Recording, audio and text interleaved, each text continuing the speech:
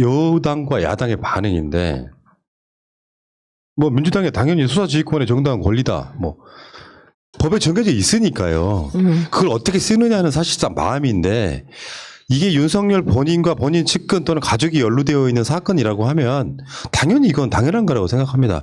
이거는 박근혜 때 똑같은 상황이었다 똑같았을 거예요. 근데 지금 야당 쪽에서는 이제 추미애 장관을 막 이제 비난하면서 윤석열을 보호하기 지금 급급한 그런 모양새예요. 이 사람들 요즘에 말만 들기 잘하죠. 뭐 법무부가 뭐 무법부로 변했다 뭐 이런 식의 있잖아요. 말장난하는 거. 예, 제가 사석에서 얘기를 들었는데 이렇게 얘기하더라고요. 수사 지휘를 하려면 조용히 해야지. 나라를 시끄럽게 하는 게 뭐냐 이렇게. 누가요? 있어요. 이게 조용히 돼요 이게? 네, 그러니까 무슨 말이냐. 과거에 보수 정권 때 수사 지휘권을 한 번도 발동을 안 해요. 왜? 필요가 없습니다. 청와대 비서실장, 민정수석실, 법무부, 검찰이 다 동색이에요. 같은 편. 네. 그러니까 수사지휘권을 왜 발동합니까? 전화 한 통으로 이름 얘기하고 끝내고 만나서 심지어 김기춘 이렇게 했다는 거 아닙니까? 땡땡땡땡 글로 써요. 보여줘요. 상대방한테. 이거를 씹어 먹었다는 거 아닙니까? 네. 이것을 TV 토론에 나와서 누가 얘기를 하는 걸 제가 들었어요. 바로 옆에서. 예. 그러니까 그런 식으로 음험한 방식으로 지휘를 한 겁니다. 그런데 민주정부 들어서 수사지휘권 발동을 못한 이유는 뭐냐? 첫째는 검찰과 보수 세력이 너무 세서 그동안의 민주정부의 법무부 장관이 수사지휘권을 발동할 엄두를 못 냈던 거고요. 그런데 지금 추미애 장관이 2번이나 수사지휘권을 발동할 수 있었던 힘, 비빌언덕은 누구냐? 촛불시민이에요. 그렇죠. 네, 그렇기 때문에 이게 가능해진 거예요. 그리고 공개적으로 하고 있는 겁니다. 지금. 네. 우리는 우리 정부 들어섰을 땐 음험한 방식이 안 통하죠. 예. 그 장지훈이 한 말인데요. 법무부에 검찰이 짓밟혔다. 사기꾼 편지 한 장에 검찰총장이 식물총장이 됐다. 문민 통제를 빙자해 문민 독재라는 것이다 이렇게 했는데 뭐 김봉현이 그 이야기 해가지고 뭐 강기정 전 수석이나 등이 나올 때는 또 김봉현 말을 믿었던 사람들이 또 권력형 게이트라고 했잖아요. 그러니까요.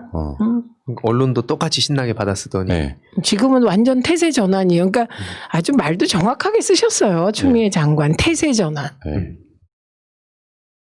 자, 근데 그런 얘기가 있습니다. 지금 아까 그 이야기 비슷한 이야기일 것 같아요. 뭔가 법무부가 김봉현 씨를 조사하고 나서 그러니까 언론에 나오지 않는 뭔가가 있는 것 같다라는 그 이야기가 실제로 뭐 박주민 의원 등 리뷰에서도 사실 그 비슷한 뉘앙스가 있었거든요. 아마 그런 게 있을 것 같다는 생각이 좀 들어요. 어떻게 보면. 그러니까 우선 옵티머스 건. 네. 네, 옵티머스 건 관련하여서는 이미 이게 2017년 6월부터 전파진흥원이 투자를 시작했습니다. 그러니까 투자 계획은 그 이전에 세워졌겠죠. 박근혜 정부 때. 그리고 그 옵티머스는 박근혜 정부 때 세워졌다고 봐야죠. 그 본래 세워진 건 10년 전. 그리고 뺏긴 거 이혁진 씨가 뺏겼다는 거 아니에요? 김재현한테. 그런데 이 경우 전파진흥원이 국회에서 국정감사를 받으면서 국회에서 감사받으면서 부적정하다 이런 얘기를 들어요. 그래서 고소를 합니다. 이 옵티머스를. 그런데 윤석열 검찰이 6개월간 수사를 해요. 그리고 옵티머스를 무혐의 처리합니다. 네. 여기서부터 비극이 시작된 거거든요. 그때 만약에 무혐의 처리하지 않고 제대로 처리했으면 1조 2천억 원이라는 그 피해자들이 생기지 않는 거죠. 예. 예, 그렇기 때문에 이것도 아마 파면 왜 6개월 동안 수사했는데 무혐의 처리했냐. 이거야말로 특검감이죠. 예. 예, 이 부분이 그것도 나오고 아까 말씀드린 대로 라임과 관련하여 윤석열 총장 장모가 어쨌든 뭔가 연루되어 있다는 의심을 받고 있다 이런 거죠. 예. 그러니까 예고편이 다는 아닐 거다 이런 거예요. 네, 네. 그 밖으로 언론에 드러난 것만 갖고 그 어차피 논란이 이제 생길 수밖에 없는 그 수사 지휘권을 남용한다가 아니라 뭔가 있으니까 그러니까 이게 수사 지휘권을 또 발동한 게 아니냐. 그것도 윤석열 총장이 깊숙이 개입해 있을 것으로 예상이 되지 않습니까? 네. 그 상황이 아니라면 수사 지휘권을 발동할 이유가 없을 것 같고요. 그래서 정청래 의원이 그런 이야기했죠. 추미애 장관은 강단이 있다 그러면서 이렇게 속 시원한 장관은 처음 본다 이런 이야기를 하더라고요. 그랬더니 김근식이 한 말이 노무현 탄핵도 강단 있게 한다. 요 맥락은 도대체 뭐예요? 자기가 그 탄핵을 주도한 당에 가 있으면서 지금 무슨 이런 황당한 말을. 그러니까요. 이 갈라치기야 뭐야? 예. 이상한 갈라치기인데요. 이거 이번에 나와서 한번 짚고 갔으면 좋겠습니다. 예. 사실 추미애 장관이 그 노무현 대통령 탄핵건으로 오랫동안 소가리를 하셨죠. 그런데 정말 한 번은 문성근 선배를 만났을 때 그게 2012년 대선 후보 결정 국민 경선위원장이셨거든요. 거의 1시간을 눈물을 폭포처럼 쏟으시더랍니다. 예. 그래서 만나고 와서 문성근 선배가 그냥 이제 그 노무현 2009년 5월 23일 이전에 있던 일은 전부 없앱시다 그러더라고요. 5.23 이전과 이후로 갈라져서 새로운 세상을 만들자 그러시더라고요. 그런데 저는 마음이 그렇게 안 됐어요. 안 그러신 분 많았을 거예요. 근데 이번에 노무현 대통령의 검찰개혁, 문재인 대통령의 검찰개혁, 촛불시민의 검찰개혁 과정에서 조국 전 장관에 이어서 순환을 당하셨잖아요. 예. 예, 그러면서 일종의 씻김굿이랄까? 예, 하셨다고 생각합니다. 그리고 많은 분들이 그 페북, 추미애 장관 페북을 쭉 보시면 처음하고 지금하고 완전 분위기가 달라져 있거든요. 그래서 김근식 위원장이 이 상황을 한번 정리하고 가라고 이렇게 예. 말씀하신 것으로 예. 알겠습니다. 그러니까 추미애 장관이 강단이 있다는 말은 여러 가지 논란이 걱정되고 그러면 그냥 그 전에 있던 그 초대 법무부 장관 그런 스타일로 조용히 가시면 돼요. 근데 이런 논란들이 있어가지고 주저함이 없잖아요. 이 소위 말하면 좌고우면하지 않고 네. 딱 상황에 맞게 딱 지르잖아요. 네. 그러니까 보통 이렇게 중간에 어중간하게 있는 사람들은 어떤 선택을 할지 모르겠지만 추미애 장관이 하는 어떤 행위들에 대해서 그렇다고 해서 뭐 그 바로 직전에 아들 뭐 휴가 논란 이런 것들을 바로 딛고 일어서 가지고 굉장히 세게 치고 나가는 모습을 보면서 정청래 의원의 표현이 그런 거잖아요. 강단 있고 속 시원한 법무부 장관이라는 표현이 네. 이런 거 있잖아요. 이슈가 10개가 있으면 그중에 8개는 속 터지는 이슈야. 근데 그중에 한 번씩 이렇게 뻥뻥 뚫어주는 거죠. 이거 굉장히 중요한 부분 정치인한테는. 오늘 이재명 지사의 그 국감장이 그랬습니다. 그 이야기 따로 할게요. 따로. 예, 예. 자, 그 이야기 외에 지금 검찰이 김봉현을 5개월 동안 66회를 불러서 조사했다는 얘기도 있어요.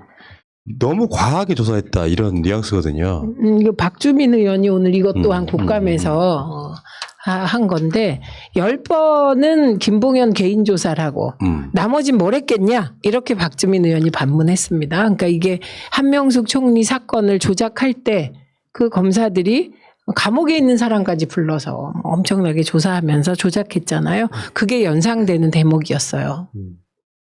그러니까 지금 신라젠 사건도 그렇고 대개 그런 사건들을 보면 이런 식으로 과하게 조사를 하고 실제로 조속 꾸미는 건 몇 번 안 되고 그러면 그 사이에는 이제 뭔가 회유하거나 서로 딜을 한다거나 이런 식으로 수사를 하면 안 되는 거죠. 그런 뉘앙스가 저는 있었다고 보고요.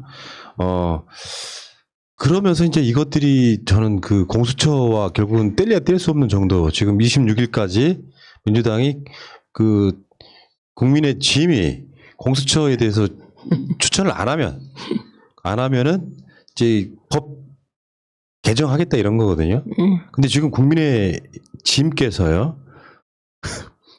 그 공수처법 개정안을 독자 발의를 했다고 하는데 공수처가 수사를 해도 기소 여부는 검찰이 판단하도록 만들겠다. 이게 뭡니까 지금? 그러니까 공수처를 없애자는 거죠. 사실은 없애고 그냥 검사들로 하여금 검찰과 공수처 놓고 그냥 뭐 계속 가라 이런 얘기인데 저는 이게 거꾸로 보면 공수처법 올렸으니까 둘 다 논의하시죠. 일단 개정은 기정사실화고요. 네, 뭐 논의하고 네 통과시키고 뭐 서로 합의 안 되면 폐결하고. 네 그럼 될 것 같습니다. 오히려 밑자락을 잘 깔아주신 것 같아. 네. 예. 이 사람들은 내가 보기에 전략가가 없어요. 흐름상 보면 네. 특검이라고 하는 뻔한 걸 툭 던지면서 이게 이런 상황이 벌어지잖아요. 그러면 막 정치 공세를 할 게 아니라 명명백백하게 발표해라. 밝혀라 하고 아주 언론적 이야기 던지고 말면 돼요. 그렇죠. 근데 계속 윤석열 편드는 것 같은 그 느낌으로만 가고 있잖아요. 근데 그 자체로 어떤 그 행위를 하면 여론은 안 좋아. 그러니까 번번이 이슈가 서로 부딪힐 때마다 깨지는 거죠. 진짜 바보 같아요. 네, 그래서 특검이에요. 이번에 특검 주장은 진짜 이상한 거예요. 처음에 이 특검 주장이 어떻게 나왔어요? 강기정 전 수석 얘기가 김봉현 입에서 나오니까 너무 반가워하면서 권력투영 게이트다 특검하자 이렇게 된 거 아닙니까? 네. 그런데 갑자기 반전이 이틀 후인가 반전. 그 그래서 오히려 야당 인사 지검장 출신 거긴 수억이잖아요. 강기정은 네. 겨우 5천억 줬는지 말았는지. 그렇게 얘기하시면 안 되지. 아예 안 받은 거지. 아 그렇죠. 그리고 그러니까. 액수가 사이즈가 다르다 이런 그러니까요. 의미고 강기정 수석은 안 받았다니까. 강기정 수석은 내가 봤을 때 천을 타고난 사람이에요. 아 그렇죠. 아니 그날 그게 터진 날 바로 KBS 시사 직격이 신계륜 의원 건 사건 보도했잖아요. 그러면서 이게 있잖아요. 오랜 시간 동안 그런 혐의를 받으면은 그런 사람이 돼버려요. 그게 조국 장관이야. 네. 벗기려면 그보다 한 20배 시간이 더 필요해.